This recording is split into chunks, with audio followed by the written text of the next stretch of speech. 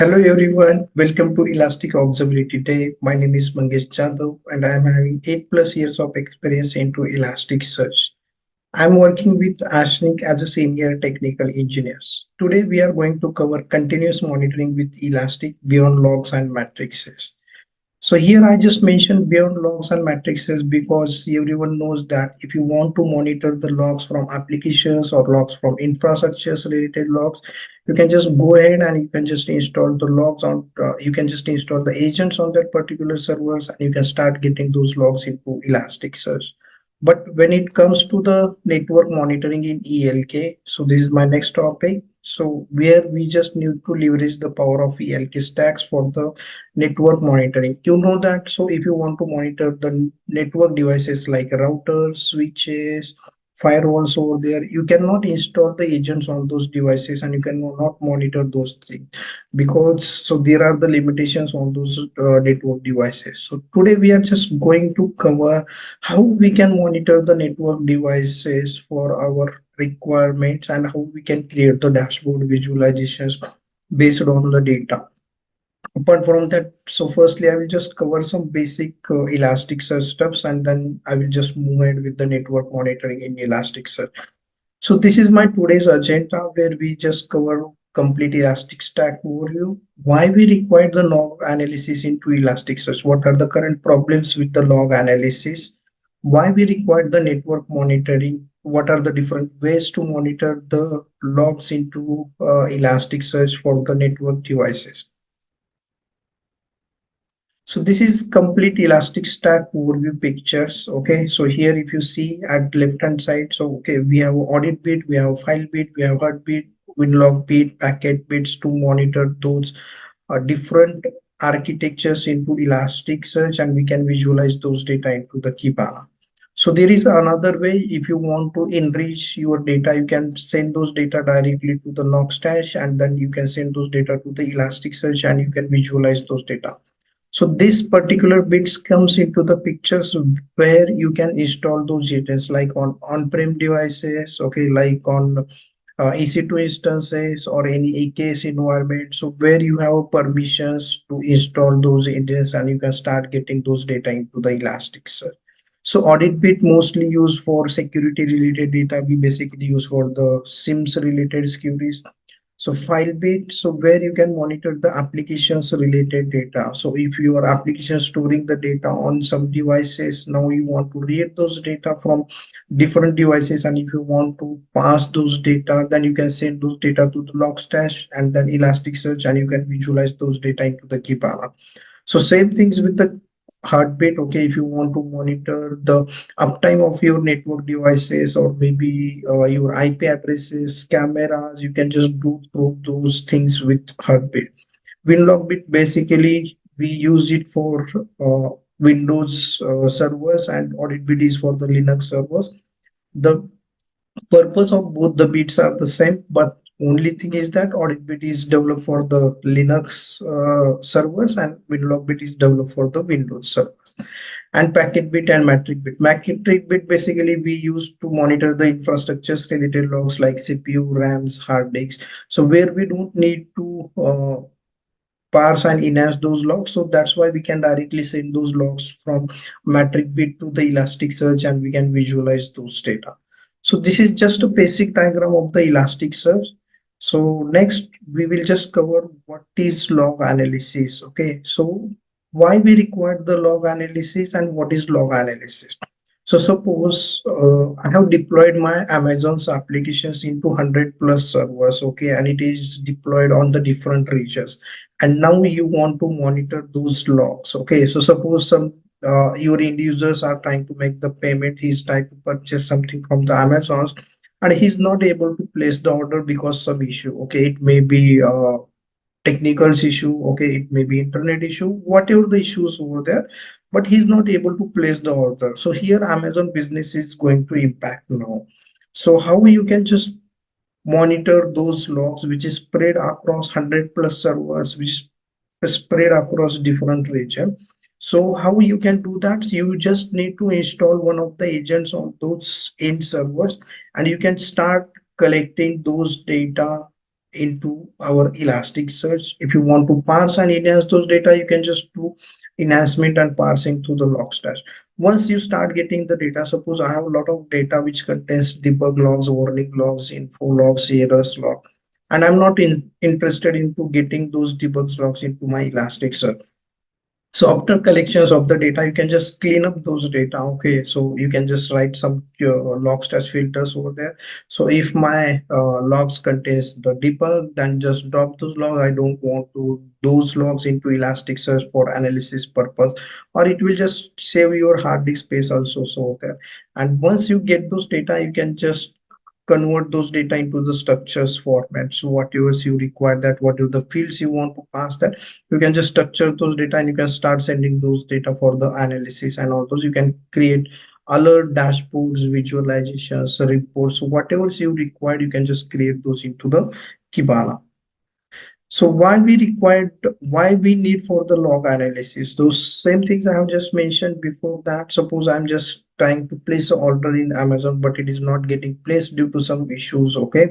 So first thing is that I need to debug this issue now. Okay. Before end users comes to you saying that I'm not able to place that particular order, you should able to identify that what is going wrong into that particular orders. Okay. So you need to call that respective end users and saying that, so sir, you just try to place your order, okay, but due to this issue you are not able to process that. Can you please check that? We just resolve that issue. But same things, if you don't have any log analysis tool in the place, okay, so you will try to check the logs first from 100 plus servers from different regions and all those. Okay, then you will get that particular issue, and then after 2 days, okay, you will call to the customer saying that, sir, we just resolved that issue, can you please try to place the order again? But customer will simply tell you that no, I already purchased this from another vendor. Okay, it may be from Flipkarts and all those. So here your business is going to impact that. So for issue debugging and all those, we require this log analysis. For predictive analysis, okay, you can use that Elasticsearch tool for security analysis. If suppose there are some security related logs, you can create a SIM cases over there. If my users trying to log in with different IP addresses with same users name and password, so these are some security related you can achieve into the Elasticsearch. For the performance analysis, how my application is behaving when someone trying to hit my amazons.com, what is the response time he will get that, okay, whether it is quickly responding, how much response time he is getting that. So all those performance analysis also we can do that. And of course for IoTs and debugging, okay, if something goes wrong on those devices also, you can start debugging those log. You can try to send those log into Elasticsearch, and you can get those logs into for analysis purpose. So current problem with the analysis is that we don't have we have a non-consistence of log format. If you see that each and every applications developer start creating the applications logs, okay, very unstructured format. Okay, it's either not in JSON format, XML format, or not in a KV format. It's a very unstructured format, and each and every applications has their own formats again. So you need to analyze those logs, you need to consistent those logs into Logstash, and then you need to send those logs into Elasticsearch. So even same things with the time format. Okay, someone write time format like and DDMMYY, someone write as YYMMDD. So those time formats are also very different. We need some uniformity on those particular logs so that we can just start creating our own analysis based on the logs. Decentralized logs. So as I mentioned, okay, so my Amazon application is deployed 100 plus servers with different regions. Okay, my logs are not centralized in one of the place. So where I can just go ahead and I can just search that. So I need logs for 15 servers, okay, from this time to this time, so that I can just make some analysis based on that. So currently it's not there. So expert knowledge requirement. So every time we need to depend on one of the seniors team member asking that, so where these logs are going on, which particular servers I need to check that. Okay, I got this particular issue, how I can resolve that. So each and every times we need to go with the some experts who is working from last 5 and 10 years on that particular applications. So this is how Elasticsearch is working. Okay, basic architectures I have just provided to you. So I will just come to the main point for network monitoring and why we require the network monitoring in Elasticsearch. So first thing is that for the performance monitoring. So currently we are monitoring the application's performance either through APM. We can start getting the logs from FileBeat and we can insert into the Elasticsearch. But when it comes to the network devices like firewall, router, interfaces, switches, so we cannot install the agents on those devices. So we need to get those data into Elasticsearch. So we will see that how we will get those data and what are the ways we can just get those data from network devices into Elasticsearch. But before that, I will just cover that why we require the network monitoring. First thing is that the performance monitoring the network matrices, okay, like bandwidth or utilization for that particular network devices. What is in bandwidth utilization? What is out bandwidth utilizations over there? What is the current latencies over there? How many packet loss is happening for that particular network devices? How the throughput is happening for the devices. So all those things we need to monitor that. And if something goes wrong on to that particular network devices, we need to trigger an alert to the network monitoring team. Second point is fault detections and troubleshootings. Okay, if something goes wrong, okay, so we can just monitor the logs, whatever is creating from that particular network monitoring as well, and we can write some analysis. Okay, so if there is error in the logs, okay, and if it is particularly if it is sending those logs for beyond the 404 or my status code is getting 404, then we are sending those logs into the Elasticsearch. So if there are error, there are anomalies in real times, and we just need to troubleshoot those network issues promptly, then we can just use those network monitoring logs. Third thing is this capacity planning. Okay, suppose my network device is currently utilizes okay in bandwidth and out bandwidth. I have provided max to max 500 MB, but from last 30 days or last 60 days, it is going to increase that. Okay, from 1st of January it is on 10 MB utilizing, but after February it is start utilizing 100 MB. Okay, on March it is start utilizing 200 MB. Like this way, each and every month it start increasing 100 MBs over there. So we need to do the capacity planning based on that. So for that we can use the forecasting features of the Elasticsearch, where you will get that for next month how much in bandwidth I need to put that particular devices, so that my devices will not go down, okay, and it will work as required. So before something goes wrong into your devices, you are getting alert saying that you just need to increase the capacity of your network devices. Currently it is 500 MB, at least you can just go with 600 700 MB based on your past data. It will start giving recommendations as well. Device health monitoring, like we monitor the CPU utilizations, memory utilizations, okay, for each and every infrastructures related server. Same way we can just start monitoring CPU infrastructures for routers, switches, and for firewall as well. Fifth one is the uptime monitoring. Okay, to monitor the uptime of your devices. So suppose if your devices goes in a shutdown mode, if someone restarted your devices, okay, so through Heartbeat we can just monitor those uptime, and we can start sending an alert to the applications team or the network team saying that your devices is currently down, so that they will take a immediate actions on that. So this is why we require the network monitoring. So next, I will just cover what are the ways to collect the network monitoring data into ELK. First one is the SNMP. Okay, this is simple network management protocols. So if you are from networking background, then obviously you will know that. But I will just cover that what is SNMP, how you can just collect those data into the Elasticsearch. So this is the protocols, okay, where you can just collect an organization information based on the manage protocols and all those. Second one is the syslog. Syslog, most of you knows that syslog when someone deny some applications team saying that no, you cannot install agents on my application servers because it's because of some security issue, or maybe you will not get the permissions for that one. So that time, most of time, you will prepare the syslog to start sending those data to the logstash, and you will write the filters on that. So same thing, you just need to enable the syslog on network devices for firewall, switches, and routers through towards our Logstash servers wherever you are configuring the Logstash, and in Logstash you can start using the syslog filters, which is input filters, and as per your requirement you can filter out the data. Third one is the synthetic monitoring. For synthetic monitoring you require a lot of technical knowledge. Okay, either you need to write the script on pythons, or maybe on the java, or maybe in the ruby rails, so that your script will start getting the data from those network devices and send to the Elasticsearch.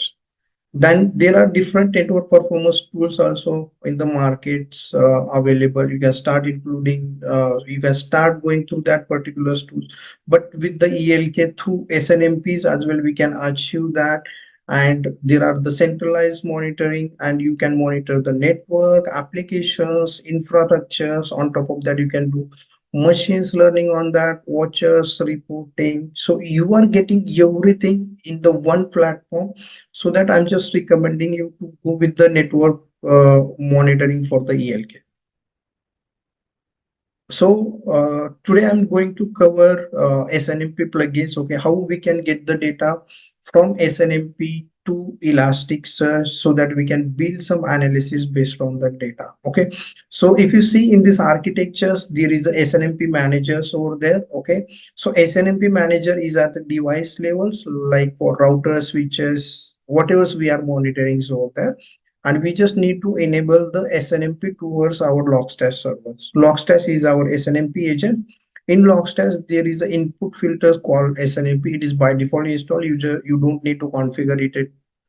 It is by default install and configure. You just need to use that SNMP plugins, and you will start getting those data. So SNMP agents, what SNMP agents will do? SNMP agents start getting the data from the SNMP managers, whatever the data sending, and it will start filtering those data as per your requirements and send to the Elasticsearch devices. So here through SNMP, okay, you can just monitor the devices like routers, switches, firewalls, and printers. So wherever SNMP is available, and you can just enable those SNMP towards our Logstash servers. So this is the simple SNMP configurations examples. Okay, I have just wrote it down. So in the input section, you just need to write it down SNMP plugins. Okay, and what that particular SNMP plugins will do, whatever the data you are trying to fetch, that it will fetch those data from the network devices, and it is start sending those data into the Elasticsearch. So after that, in the tables format, in the tables array, I have mentioned some interfaces names with the columns. Okay. So this numbers you are getting that. So those are the OIDs present and each and every network devices. So if you just connect with the network team, and if you ask them that, so what is the OID for the memory utilization? So for each and every parameters, there is a UID, and you will get those UID with the network from the network team. They will share with you. You just need to configure those UID. Suppose they are saying that I need to monitor the what are the interfaces present in my devices, and what is the in bandwidth and out bandwidth of my utilization. So you, and what is the CPU or memory utilizations of that. So you just need to ask them what are the OIDs you are using for the CPU utilization, what are the OIDs you are using for the RAM utilization. So those OIDs you just need to mention in the column information. Again, I have just written the host filters over there. Okay, so in that I have just mentioned that from which particular host, what is the IP address of my router, switches, or endpoint, I need to monitor that, and what is the port it is sending those data and all that. So all those informations I need to mention that. And there are three type of versions currently: 1C, 2C, 3C. Okay, in 1C and 2C we don't need to mention the passwords and all those, but obviously in 3C version. So there is passwords recommendations from the network team. So accordingly, you can just change this input configurations and you can send those data to the Elasticsearch. So once you configure this input, you will get the output like this. So from this particular host, I'm just getting the data. What is my in octet? What is my out octet? What is my interface name? So all those details we are getting. And after doing the log analysis based on that, what I did, okay, I have just renamed those fields and I have displayed those informations. Okay, what is my interface name? I have just given the name as a if descriptions. Okay, what is my in octet? What is my out octet? I have just renamed those and I'm just presenting those information to the network team for the analysis purpose. So once we did that, okay, once we start getting the data into the Elasticsearch, we can create some sample dashboards into Kibana. So here I've just mentioned that how many devices I'm just monitoring. So total 76 devices I'm monitoring. What are those categories? Whether it's a Cisco firewall, F5 load balancer, L2 switches, L3 switches, or with this Palo Alto firewall. So all those categories we have mentioned that. You can just select the device names, whatever device you want to see the data, and you can just what is the top 10 CPU utilizations? Okay, what are the top 10 memory utilization? What are those devices who are utilizing too much CPU or too much memory? We are just displaying. So, what is the current status of the fan, current status of the power supply on the devices? That also we just display that. So mostly network team are interested in what is my in bandwidth, what is my out bandwidth on that particular devices. If there are some parameters are deployed so over there like CPUs, RAMs. Okay, apart from that, they require this information as well, and we can present them in a graphical way so that they will analyze that and accordingly they can take the required actions over there. Here also we are just displaying some top 10 errors in the input, some top 10 errors in the output, so that applications team or the network team take actions accordingly. We are also monitoring each and every interface present into that particular devices. So these are the interfaces names, okay, for each and every interface, what is in bandwidth and out bandwidth they are consuming that, and what is the current status of that particular interface. So whether it is up or down, and we can send trigger, we can send an alerts as well to the network team saying that this particular descriptions or this particular interface name is down so that they will take correct actions on top of that. So apart from that, we are so this is one of the analysis we did for AWAP devices as well, okay, for one of the customers. So here I'm just able to show you what we did over there. So we just try to get the data through SNMP into Elasticsearch. We build some filters on top of that, and those data we are getting that. So here I'm just able here if you see right in request counts how much logs I'm getting from that particular devices. What are the 10 top 10 clients IP present on those devices? What are those top 10 URLs currently consuming by that particular AWF devices? What is the response code? If 200, okay, which particular method type they are using, whether it is get, put, post. So those also dividations we did that. And if response code is coming, so okay, if whether it is 404, 504, and we are triggering an alert to the respective team as well. So if there is any violations into the web devices, okay, so what are those violations? Okay, if there is sub violations over there, what are those sub violations? That data also we are just displaying. Again, then attack types, okay, what are those attack type, whether it is SQL injection, server side.